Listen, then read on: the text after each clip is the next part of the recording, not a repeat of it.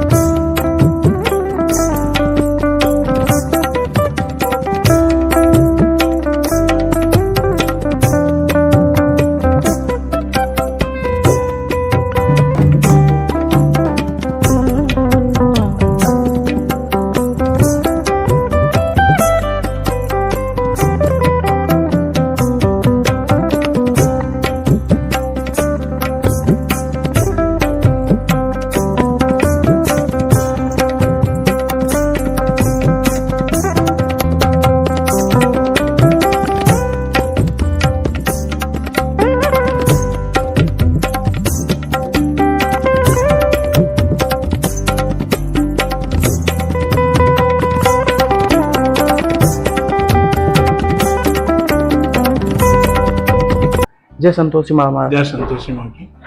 महाराज जी, हमें इस मंदिर के बारे में जानकारी चाहिए कि ये मंदिर कितना पुराना है और ये माता किन की कुल देवी हैं। जैसे कि इस मंदिर की पूरा इतिहास बता सकते हैं आप हमें? प्रगट संतोषी माता की जय। यह मंदिर सदियों पुराना वैसे तो जी। लेकिन 1957 में यहाँ पर आने के लिए कोई रास्ता नहीं था। ये मिलिट्री के अंडर में था।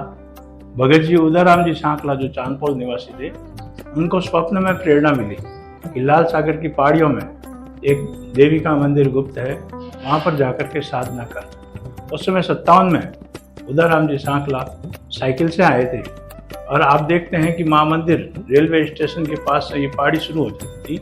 वहीं पर साइकिल रख के पहाड़ी पहाड़ी यहाँ पर आए। उन्होंने यहाँ देखा कि पूरी तरफ चारों तरफ जंगल के बीच में एक कंदरा थी। कंदरा में एक छोटा सा मंदिर था जिसमें आकृति उभरी हुई थी, और वहाँ आकर के उन्होंने जो है जोत जलाई। जोत जला करके यहाँ बैठे तो उनको प्रेरणा ये हुई कि वे यहाँ पर ध्यान करें। अच्छी ठंडी सी हवा, और पीछे देखा एक लाल सागर सरोवर दिखा उनका। उसका जल उन्होंने लिया, उन्हें मीठा लगा, और उन्होंने आकर के यहाँ की सफाई करके प्रतिदिन दीप प्रज्वलित करने लगे। इसी तरह चलते हुए सन 1963 में उनको उनके गुरु लक्ष्मीनारायण जी ने प्रेरणा दी कि तुम वहाँ पर जो है आश्विन की नवरात्रि कर, तेरे को माता दर्शन देगी।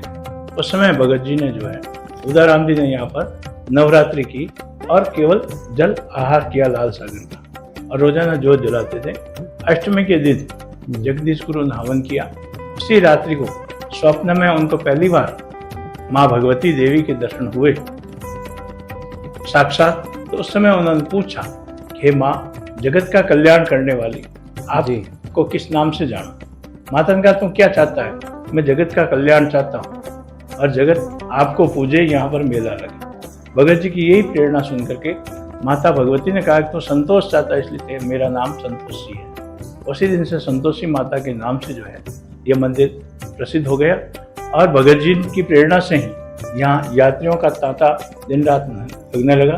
इस माता का नाम संतोषी इसीलिए पड़ा, यहाँ पर आने पर सभी को सुख और संतोष, शांति प्राप्त होती है, निर्धन को धन प्राप्त होता है, और जो बांझ आते हैं उनको पुत्र संतान सुख प्राप्त होता है, अविवाहित आते हैं उनका विवाह हो जाता है। इसलिए सभी दुखों का शमन करने वाली माता संतोषी जी गणेश आनंददायिनी, गणेश पुत्री के नाम से नारद पुराण में इसका वर्णन आता है कि वह संतोषी नाम से, और शुभ लाभ उनके भाई के नाम से कहलाते हैं। और वही माता जो है सबको सुख देने वाली। संसार में सभी शक्तियों का सवारी जो है सिंह मुख्य है, इसलिए संतोषी माता की सवारी भी सिंह है, लेकिन वे लक्ष्मी के रूप में, कमलासन रूप में, कमल के आसन पर विराजमान होकर के जो है अनवरत बरसती रहती है। शुक्रवार के दिन माता का जो है मेला लगता है। यहाँ असंख्य भक्त लोग आते रहते हैं। माता को विशेषकर गुड़ और चने का भोग लगाया जाता है। इसकी कथा भी है, जिसका जो व्रत करते हैं,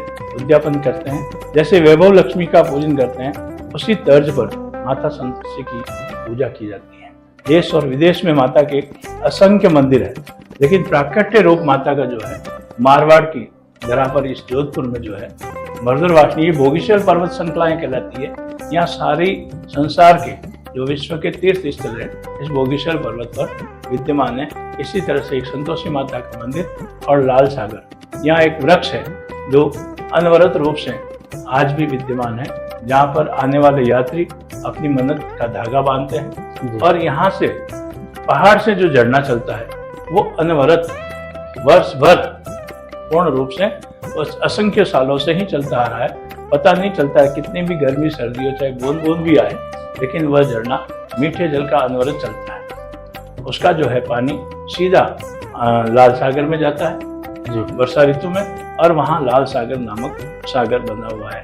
ये पवित्र जल कई लोग यहाँ से जो है माता के यहाँ से ले जाते हैं और कष्ट दूर करने के लिए अपने घर में छिड़काव करते हैं। जो रोगी होते हैं उनको पिलाया जाता है तो स्वस्थ हो जाते हैं। इस प्रकार माता के प्रति श्रद्धा और आस्था अनवरत रूप से चलती है। जैसा कि पंडित जी आपने बताया हमें कि उद्यापन, तो ये उद्यापन क्यों किया जाता है? उद्यापन जो है किसी भी संकल्प को पूरा होने के पश्चात, जैसे हम संकल्प लेते हैं जी, जैसे तीज है, त्योहार है, पूर्णिमा है, एकादशी है, अनंत चतुर्दशी है, गणगौर है, इन सब के उद्यापन होते हैं ना।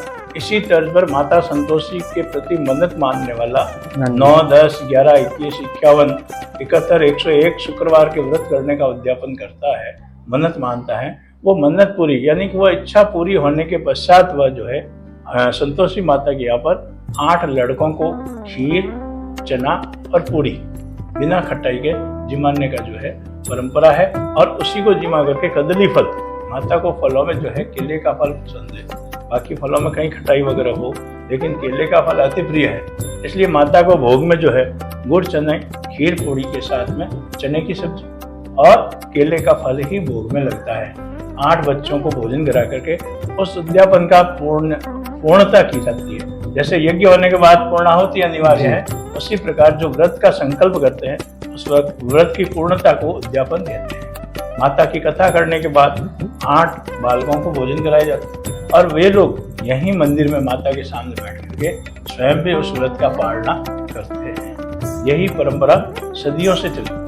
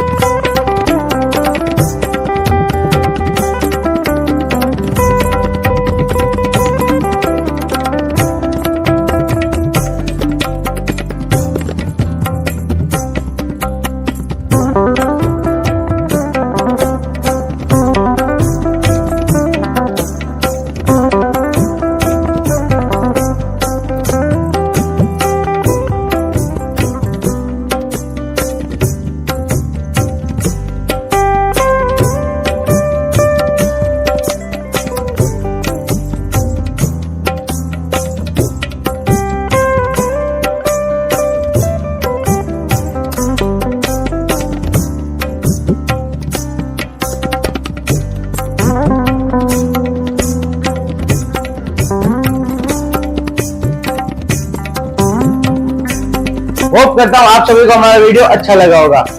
अगर आपको हमारा वीडियो अच्छा लगा है तो लाइक, शेयर, कमेंट करना ना भूलें। और अगर आप हमारे चैनल पर नए हैं तो हमारे चैनल को सब्सक्राइब जरूर करें। हम आपको ऐसे ही प्राचीन मंदिरों के बारे में और ऐसे ही ऐतिहासिक भू धराओं के बारे में बताते रहेंगे। धन्यवाद।